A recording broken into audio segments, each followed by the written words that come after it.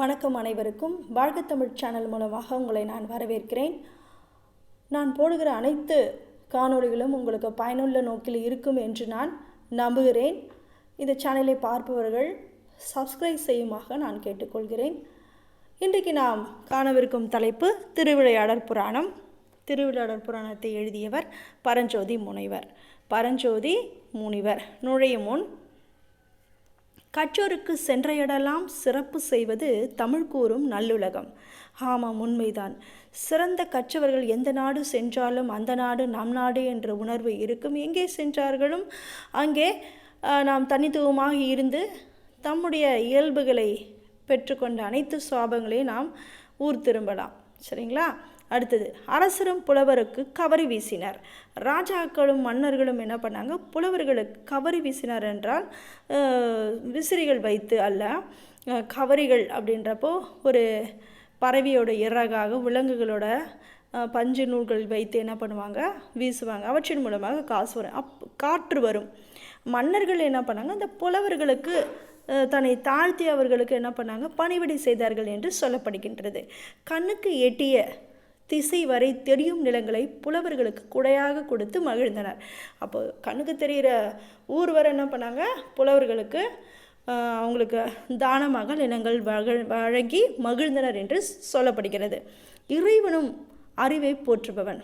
இறைவன் யார் இங்கே சொல்கிறதுன்னா மன்னரை சொல்கிறாங்க. அவனும் அறிவு, அவன்லாம் அறிவில் சிறந்திருக்கணும். அவங்களாம் நல்ல ஒரு அரசாங்க பதவியில் அமர்விப்பாங்க. அவர்கள் நல்ல உபசரித்து பொண்ணும் பரிசும் தருவாங்க. இவனும் என்ன பண்ணியிருக்கார்? மன்னனும் அறிவாய் இருந்திருக்கிறார். சரி, அறிவில் சிறந்த புலவருக்காக தூதும் சென்றிருக்கிறாங்க. யார்? மன்னர்கள். இந்த புலவர் ரொம்ப நல்லவர், நம்மளுக்கு அறிவுரை தருவார் இக்கட்டான சூழ்நிலை அப்படி என்று புலவருக்காக மன்னன் தூது செஞ்சிருக்கிறார். புலவரது அறிவு பெருமையை உணர்த்துபவன். புலவருடைய அறிவு பெருமையை உணர்த்த மன்னராகவும் இருந்திருக்கிறாங்க. சரிங்களா? சரி, அது யார் அந்த புலவர்? இந்த பாடலை நம்ம பார்க்க போகிறது இடைக்காலனார் புலவரை தான் நம்ம பார்க்க போகிறோம். சரி, நம்ம பார்த்துடலாம். காண்டம் வந்து திரு ஆலவாய் காண்டம். திரு ஆலவாய் காண்டம். படலம் என்ன? இடைக்காலனார் பிணக்கு தீர்த்த படலம். பிணக்கு என்றால் அவருடைய கோபம் தீர்த்த படலமாக இங்கே அமைகின்றது. இந்த பாடலோட முழுமையாக இங்கே கொடுக்கப்பட்டிருக்கிற பாடல் 9. அவற்றின் ஒரு கதை சுருக்கத்தை நாம் பார்த்துவிட்டு ஒவ்வொரு பாடலில் உள்ள அந்த விவரத்தை நாம் பார்ப்போம். பாண்டிய நாட்டை ஆட்சி புரிந்த குலசேகர பாண்டியன் எனும் மன்னன் தமிழ் புலமையில் சிறந்து விளங்கினானாம். இந்த பாண்டிய குலசேகர மன்னன் என்ன பண்ணார்? ரொம்ப நல்ல ஆட்சி திறமை மிக்கவர், கல்வியில் சிறந்தவர், ரொம்ப அவர் சிறந்த நல்லா நாட்டை ஆண்டு கொண்டு வந்தார். சரி, கபிலரின் நண்பரான இடைக்காடனார். கபிலர்னு ஒரு புலவர் இருக்கிறார் இல்லையா? அவரோட ஃப்ரெண்டு தான் யார்? இடைக்காடனார் எனும் புலவர் தாம் இயற்றிய கவிதையினை மன்னன் முன்னாடி பாட அதை பொருட்படுத்தாமல் என்ன பண்ணிட்டான்? மன்னன் அவரை அவமதிச்சிட்டான். அதனால் என்ன பண்ணாரு? இவர் மனம் வருந்தி யார்கிட்ட போய் சொல்கிறாரு? இறைவன்கிட்ட போய் சொல்கிறார். உடனே இறைவன் என்ன பண்ணுறாரு? இறைவன்கிட்ட போய் முறையிடுறாரு இவர். சரி, உடனே அந்த இறைவனை என்ன பண்ணுறாரு? இந்த மன்னன் பிழையை உணர்த்துவதற்காக, அவர் செஞ்ச தப்பை சொல்லி காட்டாமல் உணர்த்துவதற்காக கடம்பவன கோயில், ஏற்கனவே இறைவன் அங்கே தான் உட்காந்துட்டுருக்கார், அந்த கோவிலை விட்டு என்ன பண்ண திரு ஆலவாயில் போய் தங்கிட்டாராம். யார்? இந்த இறைவன். கடம்பவனத்தில் அமர்ந்திருக்கிற இறைவன் குலசேகர இந்த இடைக்காடனார் முறையை கேட்டு, சரி நம்ம அவனுக்கு வந்து மன்னனுக்கு அறிவு கற்பிக்க வேண்டும் சொல்லிட்டு திரு ஆலவாயில் போய் தங்கியிருக்கிறார். அது ஒரு ஊர் பெயர். அதை அறிந்த மன்னன் உடனே தன்னுடைய பிழையை பொறுத்து கொள்ளுமாறு இறைவனை வேண்டி இடைக்காடனாருக்கு சிறப்பு செய்தான். இந்த படலம் தான் ஃபுல்லாக நம்ம பார்க்க போகிறோம். இறைவனும் கோவிலுக்கு திரும்பினார். அவ்வளோதான். இதில் இருக்கிற கதை சுருக்கத்தை பார்த்துட்டோம். ஒரு பாடலில் இருக்கிற பொருளை நம்ம பார்த்துடலாம். இங்கே பாருங்கள், முதல் பாடல். இடைக்காடனார் மன்னனின் அவையில் கவிதை படித்தல். முதல்ல அந்த அவையில் வந்து இடைக்காடனார் வந்து கவிதை படிக்கிறதுக்கு வரார். அதுதானே நம்ம இங்கே ஸ்டோரியோட என்ட்ரன்ஸ் இல்லையா? அப்படியே ஸ்டார்டிங். கழிந்த பெரும் கோவிலை நான் என கேட்டு முழுது உணர்ந்த கபிலன் தன்பால் பொழிந்த பெரும் காதல் மிகு கேண்மையினான் இடைக்காட்டு புலவன் தன் சொல் மொழிந்து அரசன் தன்னை காண்டும் என தொடுத்த பணுவலோடு மூரி தீம் தேன் வழிந்து ஒழுகு தாரனை கண்டு தொடுத்து உரைப்பனுவள் வாசித்தான் ஆள் அப்படின்று சொல்லுகின்றார்கள். அப்படி என்றால் என்ன? இங்கே பாருங்கள், குலசேகர பாண்டியன் எனும் பாண்டிய மன்னன் மிகுந்த கல்வியறிவு மிக்கவனா என கற்றோர்கள்லாம் சொல்கிறது என்ன பண்ணுகிறது? கேள்வியினை இங்கே பாருங்கள், ஃபஸ்ட்டு லைனில் கழிந்த பெரும் கேள்வியினை கேட்டு நல்லா உணர்ந்து என்ன பண்ண கபிலன் தன் பால் கபிலன் சொல்லதுனால சரி இங்கே வந்து அரண்மனையில் நம்ம வாசிக்கலான்னு வந்தேன். காதல் மிகு கேண்மையில் இடைக்காட்டு புலவன் தான் சொல் மொழிந்து அரசன் தான் காண்டும் என தொடுத்த பணுவலோடு. சரி எப்படியோ நம்ம சொல்கிறத அவர் கேட்பார், ஏன்னா அவரும் கல்விமான் தானே அப்படின்னு சொல்லி நம்பி இங்கே வந்து நான் இனிமையோடு தேன் ஒழுகும் வேப்ப மாலையை அணிந்த அந்த பாண்டியன் முன்னாடி வந்து நின்றுருக்கேன். தான் இயற்றிய கவிதை படிச்சிட்டேன் அப்படின்னு சொல்கிறார். படிச்சுக்க நான் வந்திருக்கேன் அப்படின்னு சொல்லிட்டு சரிங்களா. அதில் சொல்லும் பொருளும் பாருங்கள். கேள்வினான்னா நூல் வல்லான், யார்? இந்த மன்னனை சொல்கிறார். ரொம்ப நல்ல நூல்லாம் படித்தவன். கேள்வி நாணன் அப்படின்னா நட்பினன் என்று அர்த்தம். கேள்வியினானா நட்பினன், நல்ல நட்பு மிக்கவன், புலவர்கள் மீது அன்பு கொண்டவன் சொல்லி. இரண்டாவது பாடலை பார்ப்போம்.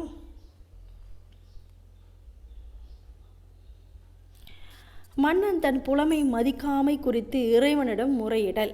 சரி, தன்னுடைய இவன் என்ன பண்ணுறான், நம்ம பாட்டு பாடணும், ஒன்றும் ரியாக்ஷனே இல்லையே, உடனே ஓடுறாரு. யார்? புலவருக்கு ஒரு அசிங்கமாயிடுச்சு இல்லையா? இறைவன்கிட்ட போயிட்டு முறையிடுறாரு. சந்நிதியில் வீழ்ந்து எழுந்து தமிழ் அறியும் பெருமானே, யார்? இறைவனை சொல்கிறாரு. இடைக்கால இறைவன் திருமுன் விழுந்து வணங்கி எழுந்து தமிழறியும் பெருமானே, தமிழுக்கே நீர் உயிர் தந்த என் தெய்வமே, அடியாருக்கு நல்ல நீதி போன்றவனே, இறைவன்கிட்ட போய் சொல்கிறாரு. தன்னை சார்ந்தோர் நல் நீதியே தரு ஆளவாய் உடைய நாயகனே, என் நீதி செய்கிற நல்ல ஆளவாய் இருக்கிற இறைவனை நீ கேளு. நகுதல்னா நகுதார். இங்கே பாருங்கள், நல்ல வேப்பம் பொன் நீதி போல அளவு இறந்த கல்வியும் மிக்கு உள்ளான் என்று புகழை கேட்டு அப்படின்றா வேப்ப மாலையாக அணிந்திருக்க பாண்டிய மன்னன் கழுத்தில் அணிகின்ற மாலை. இதில் ஒரு விடையாக கூட நமக்கு கேட்கலாம், நம்ம கேள்வியாக கேட்கலாம். அந்த மன்னனோட கழுத்தில் அணியப்பட்ட மாலை என்ன? அதுனா வேப்ப மாலை. சரிங்களா. சரி, பொன்னிறம் போல அளவு இறந்த கல்வியும், அவனுக்கு இல்லாத கல்வியில் அவ்வளோ கல்வி அறிவு உள்ளவன் அவன் என்று புகழை கேட்டு நிறைய பேர் சொல்ல கேட்டு நான் என்ன பண்ணேன், சொல்லிருந்த கவித்தெடுத்தேன். சொல்லே இல்லாமல் அவ்வளோ சொற்கள் எடுத்து நான் என்ன பண்ணுறேன், கவிதையாக பாடினேன். ஆனால் அவன் என்ன பண்ணான், அவமதித்தான் சிறிது முடி துலக்கான் ஆகி அப்படின்னு சொல்கிறான். அவனும் சிறிதேனும் சுவைத்தல் கூட தலையை கூட அசைக்கலப்பா, புலமையை அவமதிச்சிட்டான்னு சொல்லி கடவுள்கிட்ட போயிட்டு சொல்லிடுறார். சரிங்களா. சொல்லும் பொருளும் பாருங்கள். தார்னா மாலை, முடினா தலை. மூன்றாவது பாடல் பார்ப்போம். என்னை எழுந்தானோ சொல் வடிவாய் நின் இடப்பிரியா இமய பாவை அப்படின்ற இடைக்காலன் இறைவன்கிட்ட சொல்லிட்டார். பாண்டியன் என்னை இகழவில்லை. உடனே எப்படி திருப்பி விடுறாரு பாருங்கள் புலவர் இறைவனை. என்னை இகழ்ந்தானோ சொல்வடிவாய் நின்னிடம் பிரியா இமைப்பாவை தன்னையும் சொல் பொருளான உன்னையுமே இகழ்ந்தனன். என் தனக்கு யாது என்ன முன்னை மொழிந்து இடைக்காடன் தனியாத முனிவு ஈர்ப்ப முந்தி சென்றான் அன்ன உரை திரு செவியின் ஊர்வாடு என உரைப்ப அருளின் மூர்த்தி. இப்போ ரெண்டாவது வரைக்கும் தன்னையும் சொல் பொருளை உன்னையுமே இகழ்ந்தான். அவன் மன்னன் என்ன ஒன்றும் சொல்லவே இல்லை, எப்படி ட்விஸ்ட் பண்ணி விடுறார் பாருங்கள் புலவர். சொல்லின் வடிவமாக உன் இடப்பக்கத்தில் வீற்றிருக்கும் பார்வதி தேவியும், இடப்பக்கத்தில் வீற்றிருக்க பார்வதி அவங்க யார்? சொல்லின் வடிவமாக பார்வதி தேவி. சரிங்களா. சொல்லின் பொருள் இறைவன், சொல்லின் வடிவம் பார்வதி தேவி. அவங்க இடப்புறத்தில் இருப்பாங்க, இறைவனோட இடப்புறத்தில் பார்வதி தேவி. அவங்க சொல்லின் வடிவம். சொல்லின் பொருள் நீ உன்னை தான் அவமதிச்சாங்க, அந்த சொல்ல தானே நான் எடுத்துன்னு போய் நான் சொன்னேன். என்னை ரொம்ப சினத்துடன் கூறி சென்றானா. அவரது சொல்லை வேறுபடை போல இறைவன் திருச்செவியில் சென்று தைத்ததான். சரிங்களா. உருபட என உரைப்ப அருளில் மூர்த்தி அப்படின்னு சொல்லிட்டாரு. அப்படி செவியில் பலார்னு அரைஞ்ச மாதிரி இந்த ஐயோ இவன் நான் இப்படி பண்ணிட்டானே. இறைவன் காதில் என்ன ஒன்றும் இப்படி சொல்லலை, உன் சொல்லும் பொருளும் வடிவமாக இருக்க உங்கள் ரெண்டு பேரையும் தான் சொன்னான்னு சொல்லிட்டு என்ன பண்ணுறாரு, போயிடுறார் கோவத்தோட. சரிங்களா. சொல்லும் பொருளை முனிவுனா சினம் என்று அர்த்தம். நான்காவது பாடலை பாருங்கள். இறைவனை கோவிலை விட்டு நீங்குதல். போன இடைக்காடனாருக்கும் கபிலருக்கும் அகத்து வகை பொலிவு மாற்றான் ஞானமயமாகி தன் இலிங்க உருவம் மறைந்து உமையான் நங்கையோடும் போன இடைக்காடனார் போயிட்ட பிறகு என்ன பண்ணுறாரு? கபிலனும் அகுத்துவகை பொலியுமாறன் அப்படின்னா, இறைவன் என்னால் என் படைகளால் என் பகைவரால் கல்வம் காட்டின் உள்ள விலங்குகள் இடைக்காலன் விட்டு வெளியேற இடைக்காலனும் அரசன் நண்பராகி கபிலரும் மனமகிழ்ச்சி உண்டாக நினைத்தாராம். இவர் தான் ஒன்று நல்ல இறைவன் தான் இல்லைங்களா? என்னை இகழ்ந்தானோ சொல்வடிவுமாய் அப்படின்னு சொல்லிட்டு அவர் போயிட்டாரு. 4வது இதில் என்ன சொல்கிறாரு? இறைவன் கோவில் விட்டு நீங்குதராக இருக்கிறாரு. போன இடைக்காடனார் போயிட்ட பிறகு அவர் ஃப்ரெண்டுக்கும் 2 பேருக்கும் இவருக்கு நன்மை நம்ம செய்யணும்னு சொல்லிட்டு என்ன பண்ணுறாரு? இறைவனை என்ன பண்ணுறாரு? அந்த ஊரை விட்டு செல்லுகின்றார். அவங்க மகிழ்ச்சி உண்டாவதற்காக இறைவன் ஞானவமாகிய தம்முடைய லிங்க உருவத்தை மறைத்து, அங்கே இருக்கிற லிங்கம் தானே, ஏன்னா உமாதேவி பக்கத்தில் இருக்கணும்னா அவர் சிவனாக தானே இருக்கணும். அவர் என்ன பண்ணிட்டாரு? தன்னுடைய லிங்க உருவத்தை மறைத்து அந்த இடத்துலேருந்து கிளம்பிடுறாரு.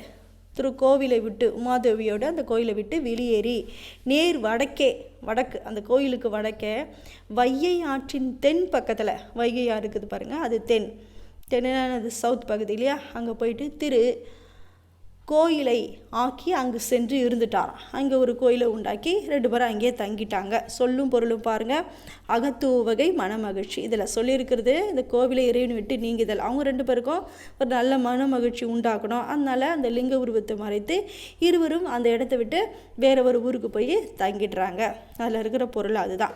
5வது பாருங்கள், கோவிலை விட்டு நீங்கிய காரணம் அறியாத மன்னன் இறைவனை வேண்டுதல். என்னடா இது, கோயிலேருந்து இறைவன் காணுமே, அதை பற்றி இவர் பாடலாக சொல்லியிருக்கிறாங்க. அல்லதை என் தமரால் என் பகைஞ்சரால் கல்வரால் அரியகானத்து. ஐயோ என்னன்னு தெரியல, இறைவன் என்னடா இது, என்னோட படையினால் பிரச்சனையா, என் பகைவரால் பிரச்சனையா, இல்லை திருட்டு பசங்க கல்வரால் பிரச்சனையா, காட்டில் உலாவக்கூடிய விலங்குகளால் பிரச்சனை, இந்த தமிழ்நாட்டில் தங்களுக்கு இடையூறு ஏற்பட்டதா அப்படின்னு சொல்லி கோபத்தோடு இருக்கிறார். என்ன இது, கடவுளே கோச்சின்னு போயிட்டாரே. எல்லை விலங்கு ஆதிகளால் இடையூறு தமிழ்நாட்டில் எய்தற்றாலோ அப்படின்னு சொல்கிறாரு. தொல்லை மறைந்தவர் ஒழுக்கும் குன்றினாரோ தவம் தருமம் சுருங்கிற்றாலோ இல்லறனும் துறவரனும் பிழைத்தவனோ யான் அறியேன் எந்தாயின்னு சொல்கிறாரு. பாருங்கள், எந்தாயின்றனா நான் என்னன்னு எனக்கு புரியல, எனக்கு அறியேன், எனக்கு புரியல அப்படின்னு சொல்கிறாரு. சரி, இந்த மறையவர் நல்வொழுக்கங்கள், இந்த வேள்விலாம் செய்வாங்க பாருங்கள் புலவர்கள்லாம், யாகமலை பாருங்க இல்லையா, அதெல்லாம் சுருங்கிடுச்சோ. அப்புறம் இல்லறமும் துறவரமும், நல்ல ஒரு கணவன் மனைவியாக வாழ்கின்ற இல்லறம் துறவரம், அதுவும் என்னது தவறதாக போயிடுச்சோ, எனக்கு புரியலையே. நல்ல ஒழுக்கங்கள் மறைந்துடுச்சோ, என்ன இடையூறுன்னு எனக்கு தெரியலையே. தத்தம் நெறியில் இருந்து தவறினாரோ, சரி அவங்களோட நல்ல ஒரு ஒழுக்கத்திலேருந்து மக்கள் தவறிட்டாங்களா, ஒன்றும் புரியல. என் தந்தையே என் அறியேன். இறைவனை தந்தையாக நினைத்து இந்த மன்னன் சொல்லுகின்றார், எனக்கு ஒன்றும் புரியலப்பா அப்படின்னு சொல்லிட்டு இறைவன் சொன்னவொன்னே சொல்லும் பொருளும் பாருங்கள். உறவினர், தமர்னா உறவினர், நான் செஞ்ச பாவமோ என் உறவினர் ஒன்றுமே புரியலையே அப்படின்ட்டு மன்னன் என்ன பண்ணுறாரு? கலங்குகின்றார். அடுத்தது 6வது பாடலை பாருங்கள், இறைவனின் பதில். உடனே இறைவன் ரிப்ளை கொடுக்குறாரு பாருங்கள். ஓங்குதன் பனைசூழ் நிபவனத்து நீத்து ஒரு போதேனும் நீங்குவம் அல்லோம் கண்டாய் ஆயினும் நீயும் வேறு தீங்கு உலை அல்லை காடன் செய்யுலை இழுந்தலாலோ ஆங்கு அவன் இடத்தில் யாம் வைத்த அருளினால் வந்தோம் என்ன அப்படின்னு முடிக்கிறாரு. என்ன அப்படின்னு கேட்டாங்க, இறைவன் மன்னனிடம் சிறந்த குளிர்ச்சி வயலில் சூழ்ந்த கடம்பவனத்தில் தான் நான் ஒருபோதும் நீங்க மாட்டேன். அது என்ன காற்று இருக்குது, சூப்பராக அறிவு இருக்குது, நீர்நிலை இது, நான் எப்படி அதுலேருந்து வருவேன்? ஆனால் இடைக்கால பாடலை கேட்டு நீ என்ன பண்ணிட்ட, அதை இகழ்ந்த குற்றம் தவிர உங்ககிட்ட நான் ஒரு குற்றம் நான் காணலை மன்னா அப்படின்னு சொல்லிட்டு இறைவன் சொல்கிறாரு. பாருங்கள், நல்லா பேசுகிற இறைவனாக இருந்திருக்கிறார் இல்லைங்களா. இடைக்காணரார் மீது கொண்ட அன்பினால் இவ்வாறு இங்கு வந்தோம். ஒன்றும் இல்லைப்பா, உங்ககிட்ட நான் எந்த குற்றத்தையும் நான் பார்க்கல. அவரோட என்ன பண்ணி அந்த பாடலை நீ கேட்கல, அந்த ஒரு குற்றம் தான் தவிர மற்றபடி எனக்கு உண்மையில எந்த குற்றமும் கிடையாது. அதனால தான் நான் அங்கேருந்து வந்துட்டேன் நான் அப்படின்னு சொல்லி இறைவன் முடிக்கிறார். நீபவனா கடம்பவனம் அந்த ஊர்லேருந்து நான் வந்துட்டேன். அது நல்லா நான் வேப்பமலையில் சூழ்ந்திருக்கமான்னு நல்லா குளிர்ச்சியாக தானே இருக்கேன், நான் ஏன் வரணும், நீ செஞ்ச ஒரு தவறு அவங்களுக்காக தான் நான் வந்திருக்கேன் அப்படின்னு சொல்லிட்டார் இறைவன். ரைட்.